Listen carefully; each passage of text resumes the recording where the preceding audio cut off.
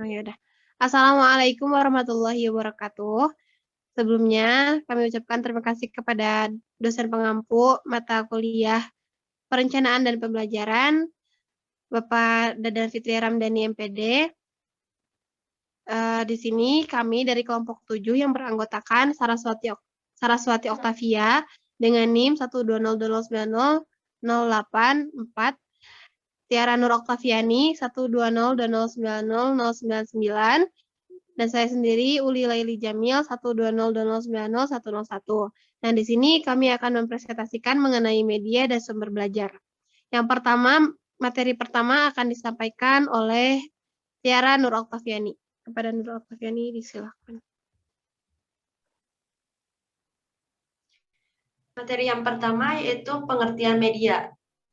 Media berasal dari bahasa Latin yang merupakan bentuk jamak dari kata medium yang secara harfiah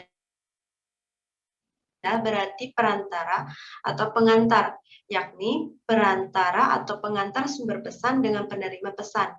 Media pembelajaran bisa dikatakan sebagai alat yang merangsang siswa untuk supaya terjadi proses pembelajaran. Slide selanjutnya. Sumber belajar. Sumber belajar adalah segala sesuatu yang tersedia di sekitar lingkungan belajar yang berfungsi untuk membantu optimalisasi hasil belajar. Optimalisasi hasil belajar ini dapat dilihat tidak hanya dari hasil belajar saja, namun juga dilihat dari proses pembelajaran yang berupa interaksi siswa dengan berbagai sumber belajar yang dapat memberikan rangsangan untuk belajar dan mempercepat pemahaman dan penguasaan bidang ilmu yang dipelajari.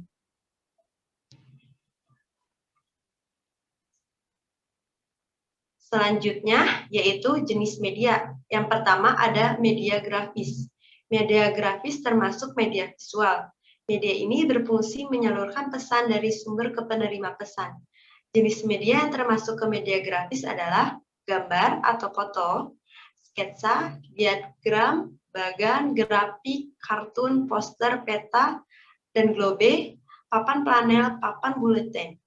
Yang kedua yaitu media audio. Media audio berkaitan dengan indera pendengaran. Pesan yang akan disampaikan dituangkan ke dalam lambang-lambang auditif, baik verbal maupun non-verbal. Jenis media yang tergolong ke dalam media audio antara lain radio, piringan hitam, dan laboratorium bahasa. Terima kasih kepada Tiara. Selanjutnya, ada media proyeksi diam. Media proyeksi diam ini mempunyai persamaan dengan media grafis yang menyajikan rangsangan visual. Namun selain itu, bahan-bahan grafis banyak dipakai dalam media proyeksi diam. Nah, untuk jenis media yang termasuk pada proyeksi diam ini, diantaranya ada film bingkai atau slide, atau sering kita ketahui sebagai PPT, film rangkai atau film strip, OHP, dan proyeksi mikro. Slide selanjutnya teh. Nah, untuk kriteria pemilihan media dan sumber belajar itu diantaranya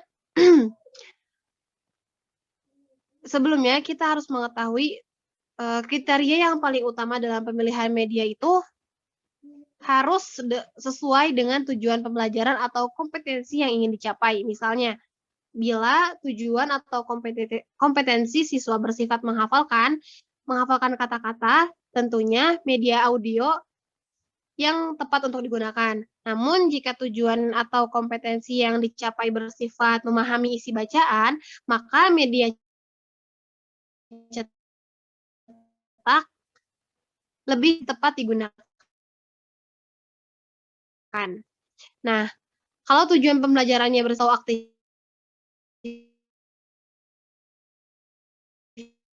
aktivitas, video bisa digunakan. Timbangan kita gunakan dalam memilih media pembelajaran yang activity, organization, dan novel akses di sini menyangkut kebijakan di mana media tersebut. Nah, untuk cost ini menyangkut pada pertimbangan biaya yang dikeluarkan bank dengan manfaatnya. Juga ada teknologi menyangkut pada ketersediaan teknologinya yang dapat digunakan dengan mudah atau sulit. Nah, yang keempat ada interactivity. Interactivity ini media yang mampu menghadirkan komunikasi dua arah. Yang keempat ada organization. Nah, organization itu menyangkut pertimbangan dukungan organisasi atau lembaga yang lainnya. Terakhir ada novelty. Novelty ini menyangkut pada pertimbangan aspek kebaruan dari media yang dipilih. Nah, media yang lebih baru biasanya lebih menarik dan lebih baik juga. Selanjutnya,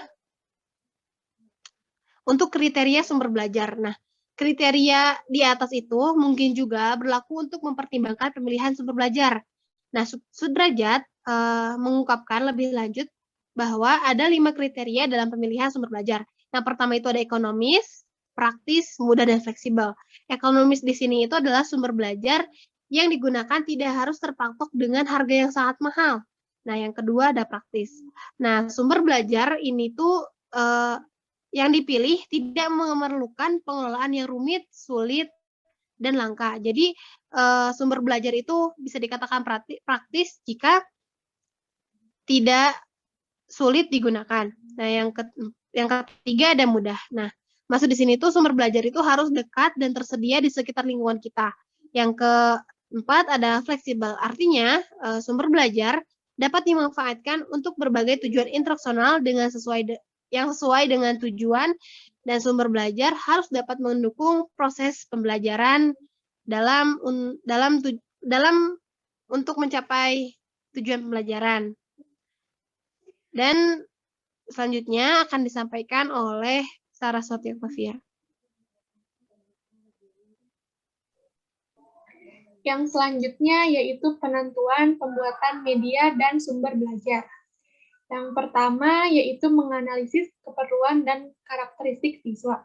Jadi yang pertama yaitu kita harus menganalisis apa saja keperluan yang dibutuhkan siswa dan bagaimana karakter yang dimiliki oleh siswa. Yang selanjutnya merumuskan butir-butir materi secara terinci. Jadi kita harus menyiapkan materi-materi terlebih dahulu. Kemudian mengembangkan alat pengukur keberhasilan. Jadi kita harus menyiapkan alat pengukur keberhasilan terlebih dahulu, kemudian menuliskan naskah media, serta menyusun media yang digunakan. Nah, jadi kita harus menyusun naskah terlebih dahulu. Setelah naskahnya siap, barulah kita menyusun media yang akan digunakan. Selanjutnya mengadakan tes dan revisi, yaitu untuk mengetahui bagaimana media ini dan sumber belajar. Yang selanjutnya barulah kita melaksanakan kegiatan dan kemudian mengevaluasi mengenai media dan sumber belajar.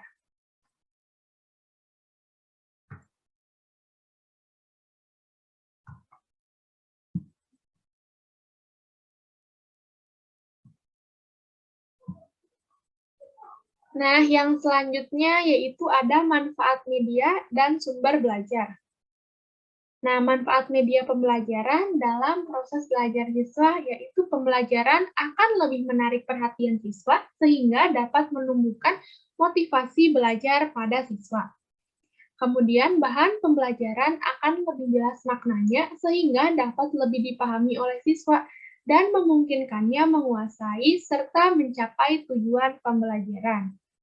Metode mengajar akan lebih variatif, tidak semata-mata komunikasi verbal melalui penuturan guru sehingga siswa tidak akan merasa bosan. Yang selanjutnya yaitu siswa dapat lebih banyak melakukan kegiatan belajar sebab tidak hanya mendengarkan uraian guru, tetapi aktivitas lain seperti mengamati, melakukan sesuatu, mendemonstrasikan, serta memerankan. Nah, baik. Terima kasih.